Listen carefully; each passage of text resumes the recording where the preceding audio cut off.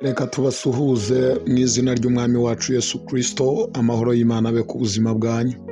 Ni Evangelist Daniel Gitangaza murimo kuvugana.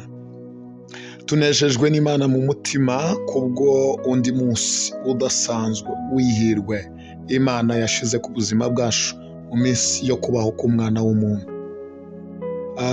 Turanezerewe kuba tugejeje uyu mwanya. Turi hano ngo tuganire ijambo, kandi tujye kuganira ku ijambo ry'umunsi. Nk'uko mubizi umwaka ugira iminsi, ni nako tugenda tuganira kuri buri munsi, tuvuga ku ijambo ry'umunsi. Reka tuganire ku ijambo ry'uyu munsi wa 54. Uyu munsi ni umunsi wa 54 mu minsi igize umwaka. Ijambo dufite riravuga ngo ntutinye ejo hawe, haguruka Imana iri mu bihe byawe byose.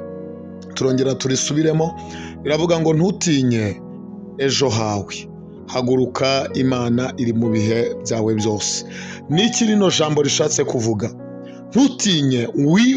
Hari uburyo umuntu atinya, umuntu agatangira kwibaza, akavuga ese biranza bigeraho, ese iriya ntambwe nzayitera, ese uriya ko yubatse inzu nge nzabasha kubaka inzu, uriya ko yaguze imodoka nge nzabasha kugura imodoka, uriya ko yize akarangiza nge nzabasha kwiga ngo ndangize, uriya ko yabaye mariye, ese wowe ko nge nzabishobora, ese bizakunda?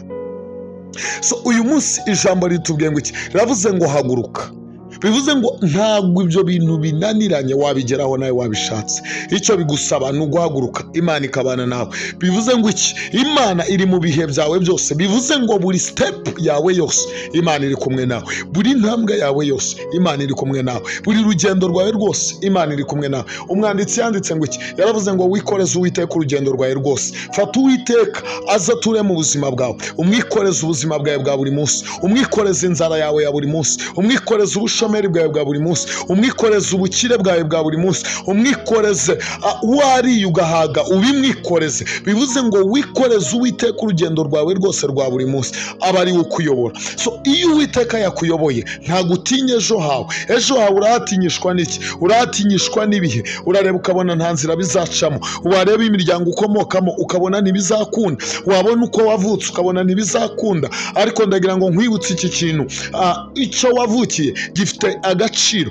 kuruta uko wavutse. Uko wavutse ntabwo ariko kugena uko uzabaho, oya, ntabwo uko wavutse kugena uko uzabaho, ahubwo icyatumye ubaho nicyo kigena uko uzabaho. Bivuze ngo icyatumye umwana w'umuntu abaho kiri mu biganza by'Imana. Bivuze ngo Imana niyo yonyine ifite uko uzabaho mu biganza byayo. Niyo mpamvu tuvuga ngo wikoreze Uwiteka urugendo rwawe rwose. Ntutinye ejo hawe, ntutinye gutera intambwe, ntutinye guhaguruka, ntutinye come on my dear, haguruka, Uwiteka ari kumwe nawe. Marayika yasanze Gideyoni, aramubwira ngo Gideyoni wa munyembaraga we, ugira ubutwari, uzanesha Abamediyani nkunesha umuntu umwe.